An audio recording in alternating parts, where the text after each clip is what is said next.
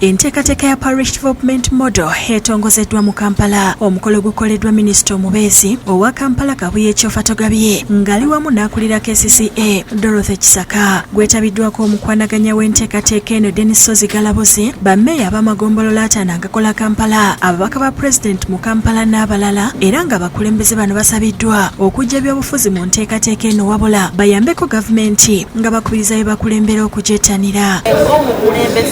Politician wegatte ku musomo guno ku misomo gyonna gye tuleese tulabe nti abantu baffe bava mu bwavu anti ffe nga politicians kyobuuyagala kyomuntu ave mu bwavu tukirwanirire eno puroguramu eriite ssente mu bantu.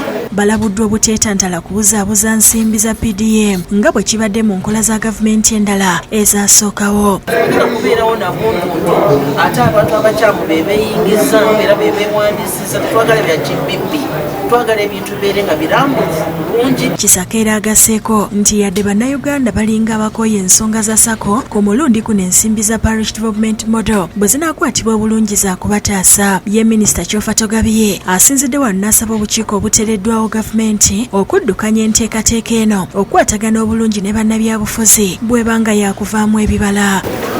Kino ng'Abaganda bwe bagamba nti agali awamu ge galuma ki ennyama.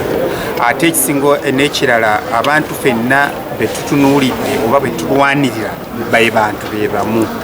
Buli muntu ow'endowooza yina gy'alina. Saawa eno endowooza etukwatako ennyo etufuga ennyo ya Bannakampala abali ombeera embi. Omukwanaganya w'enteekateeka eno mu ggwanga Galabuzi awadde bannakibuga amagezi ku ngeri gye bayinza okukozesaamu ensimbi zino. Supplying emmere y'ebisolo ne processing primary processing eyo okukuba akawunga kano bakasoli avudde mu kyalo okukuba akawunga kano akagenda mu katale.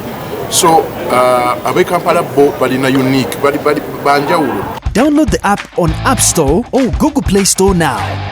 Vision Digital Experience, the future of media.